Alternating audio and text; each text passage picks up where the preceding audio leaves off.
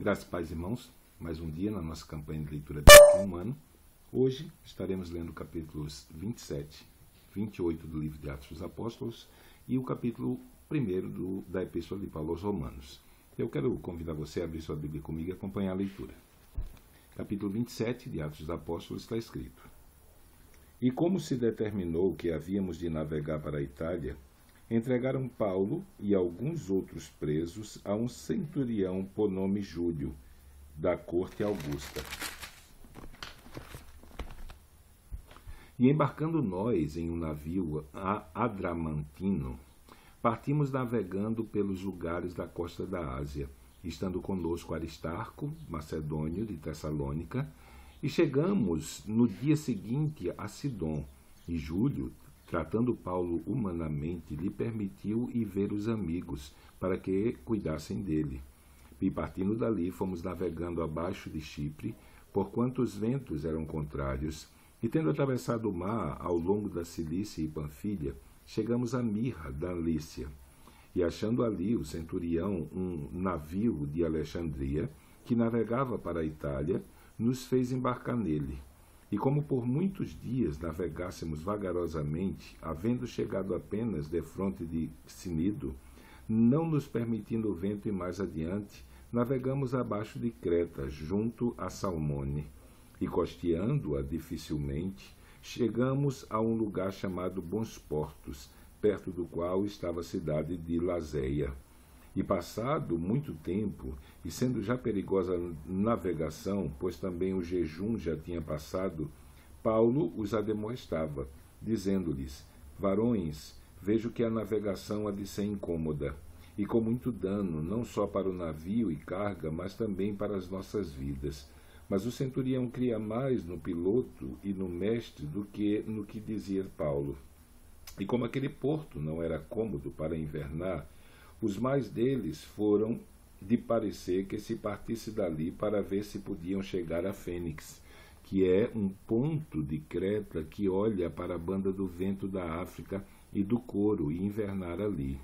E soprando sul brandamente, lhes pareceu terem já o que desejavam, e fazendo-se de vela, foram de muito perto costeando Creta.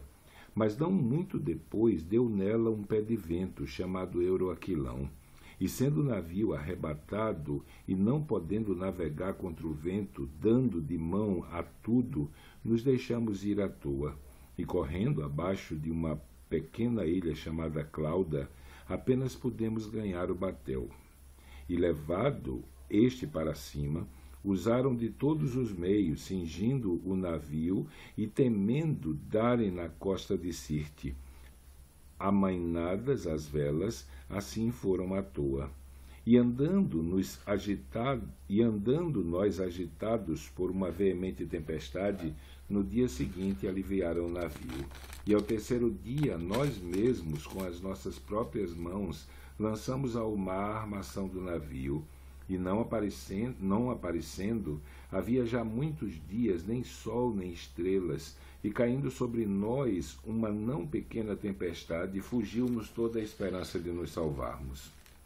E havendo já muito que se não comia, então Paulo, pondo-se em pé no meio deles, disse: Fora na verdade razoável, ó varões, ter-me ouvido a mim e não partir de Creta, e assim evitariam este incômodo e esta perdição. Mas agora vos admoesto a que tenhais bom ânimo, porque não se perderá a vida de nenhum de vós, mas somente o navio. Porque esta mesma noite o anjo de Deus, de quem eu sou e a quem sirvo, esteve comigo, dizendo: Paulo, não temas, importa que sejas apresentado a César, e eis que Deus te deu todos quanto navegam contigo. Portanto, ó varões, tende bom ânimo, porque creio em Deus, que há de acontecer assim,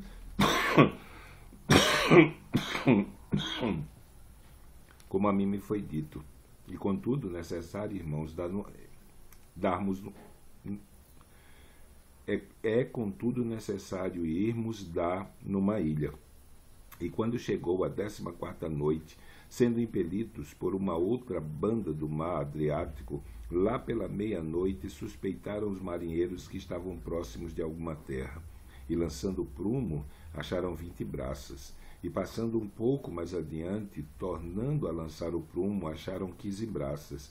E temendo e dar em alguns rochedos, lançaram da popa 4 âncoras, desejando que viesse o dia.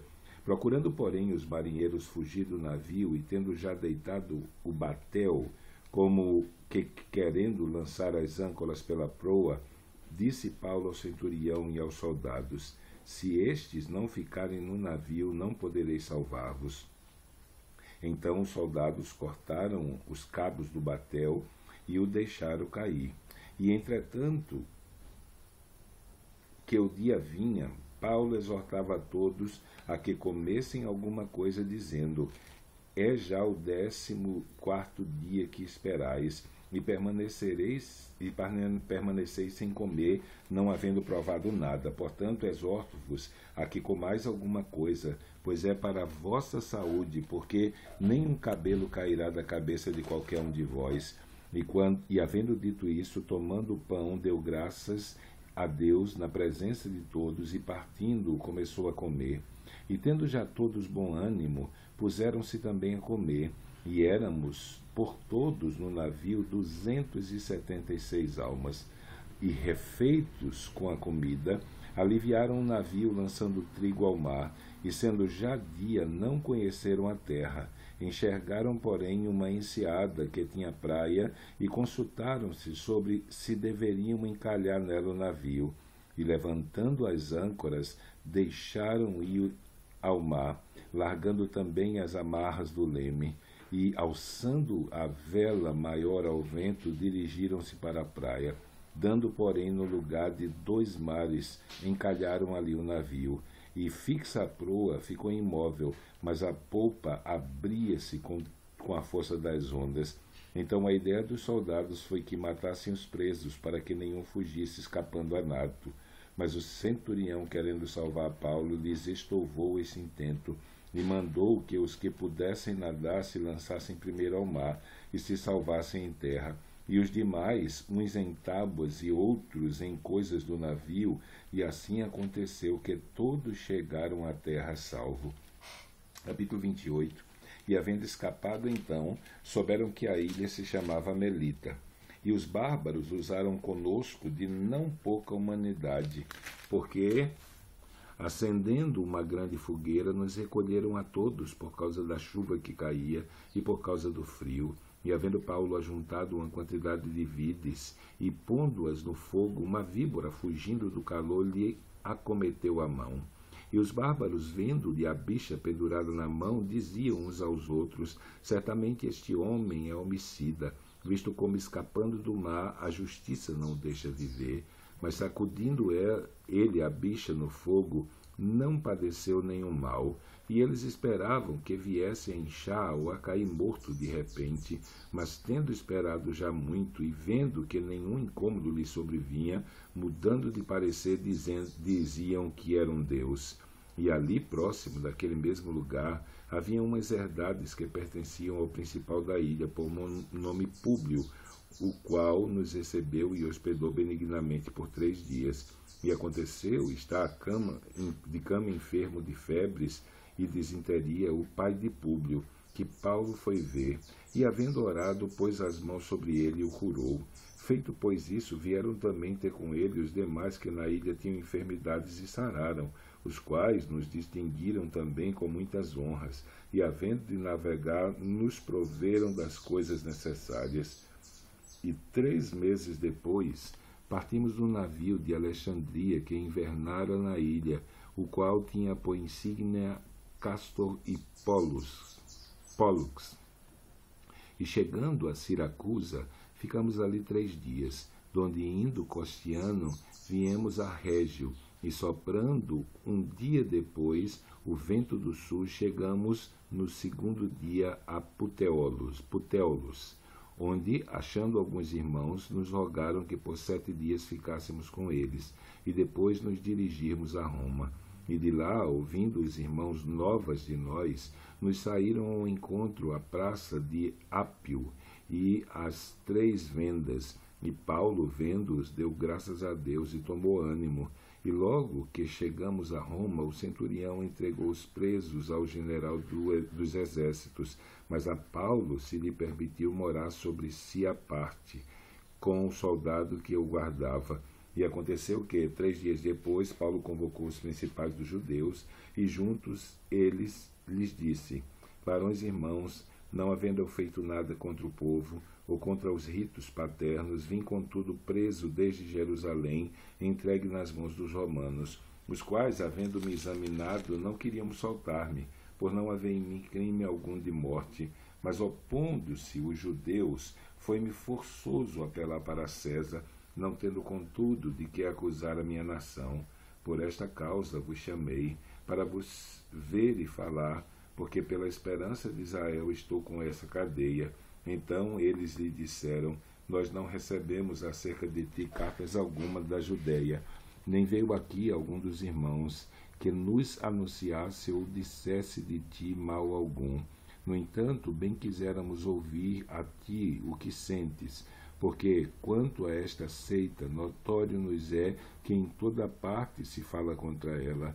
E havendo-lhes eles assinalado um dia, muitos foram ter com ele a pousada, aos quais declarava com bom testemunho o reino de Deus, e procurava persuadi-los à fé de Jesus, tanto pela lei de Moisés como pelos profetas, desde pela manhã até a tarde. E alguns criam no que se dizia, mas outros não criam. E como ficaram entre si discordes, se despediram, dizendo Paulo esta palavra: bem falou o Espírito Santo a nossos pais pelo profeta Isaías, dizendo: vai a este povo e dize: de ouvido ouvireis, e de maneira nenhuma entendereis, e vendo vereis, e de maneira nenhuma percebereis, porquanto o coração desse povo está endurecido, e com os ouvidos ouviram pesadamente, fecharam seus olhos, para que nunca com os seus olhos vejam, nem com os ouvidos ouçam, nem com o coração entendam, e se convertam e eu os cure. Seja-vos, pois, notório que esta salvação de Deus é enviada aos gentios, e eles a ouvirão, e havendo dito isto, partiram os judeus, tendo entre si grande contenda. E Paulo ficou 2 anos inteiros na sua própria habitação que alugara, e recebia todos quantos vinham vê-lo, pregando o reino de Deus e ensinando com toda a liberdade as coisas pertencentes ao Senhor Jesus Cristo, sem impedimento algum. Romanos capítulo 1, está escrito: Paulo, servo de Jesus Cristo, chamado para apóstolo, separado para o Evangelho de Deus, o qual antes havia prometido pelos seus profetas nas Santas Escrituras, acerca do seu filho, que nasceu da descendência de Davi segundo a carne, declarado Filho de Deus em poder segundo o Espírito de santificação, pela ressurreição dos mortos, Jesus Cristo nosso Senhor, pelo qual recebemos a graça e o apostolado para a obediência da fé entre todas as gentes pelo seu nome, entre os quais sois também vós chamados para seres de Jesus Cristo. A todos os que estáis em Roma, amados de Deus, chamados santos, graça e paz de Deus nosso Pai e do Senhor Jesus Cristo. Primeiramente dou graças ao meu Deus, por Jesus Cristo, acerca de vós todos, porque em todo o mundo é anunciada a vossa fé. Porque Deus, a quem sirvo em meu espírito, no Evangelho do seu Filho, me é testemunha, como incessantemente faço menção de vós, pedindo sempre em minhas orações que, em algum tempo, pela vontade de Deus, se me ofereça boa ocasião de ter convosco. Porque desejo ver-vos, para vos comunicar algum dom espiritual, a fim de que sejais confortados, isto é, para que juntamente convosco eu seja consolado pela fé mútua, assim vossa como minha. Não quero, porém, irmãos, que ignoreis que muitas vezes propus de ter convosco, mas até agora tenho sido impedido, para também ter entre vós algum fruto, como também entre os demais gentios.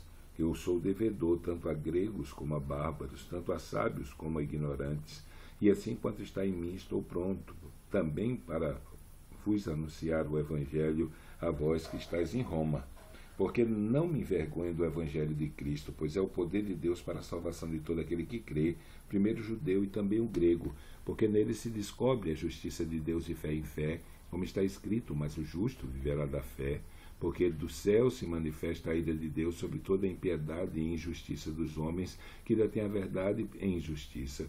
Portanto, o que de Deus se pode conhecer, nele se manifesta, porque Deus lhe manifestou. Porque as suas coisas invisíveis, desde a criação do mundo, tanto o seu eterno poder como sua divindade se entende e claramente se veem pelas coisas que estão criadas, para que eles fiquem inexcusáveis. Porquanto, tendo conhecido a Deus, não glorificaram como Deus, nem lhe deram graças. Antes, em seus discursos, se desvaneceram e o seu coração insensato se obscureceu, dizendo-se sábios, tornaram-se loucos, e mudaram a glória do Deus incorruptível em semelhança de imagem de homem incorruptível e de ave, de quadrúpedes e de répteis, pelo que também Deus os entregou à concupiscência dos seus corações, à imundícia para desonrar os seus corpos entre si, pois mudaram a verdade de Deus em mentira, e honraram e serviram mais a criatura do que o Criador, que é bendito eternamente. Amém. Mas pelo que Deus os abandonou às paixões infames, porque até as suas mulheres mudaram o uso natural no contrário à natureza. Semelhantemente também os varões, deixando o uso natural da mulher, se inflamaram em sua sensualidade, uns para com os outros, varão com varão, cometendo torpeza e recebendo em si mesmas a recompensa que convinha ao seu erro. E como eles não se importaram de ter conhecimento de Deus, assim Deus os entregou a um sentimento perverso para fazerem coisas que não lhe convêm, estando cheios de toda iniquidade, prostituição, malícia, avareza, maldade, cheios de inveja, homicídio, contenda, engano, malignidade, sendo murmuradores, detratores, aborrecedores de Deus, injuriadores, soberbos, presunçosos, inventores de males, desobedientes aos pais e às mães, nécios, infiéis, sem afeição natural, irreconciliáveis, sem misericórdia, os quais, conhecendo a justiça de Deus, que são dignos de mortes, que tais coisas as fazem certamente. Os quais, conhecendo a justiça de Deus e que são dignos de mortes que tais coisas praticam, não somente as fazem, mas também consentem com os que as fazem. Então terminamos a nossa leitura de hoje. Amanhã, se Deus permitir, estaremos lendo capítulos 2, 3 e 4 da carta de Paulo aos Romanos. Então que Deus te abençoe. Até amanhã, se Deus assim permitir.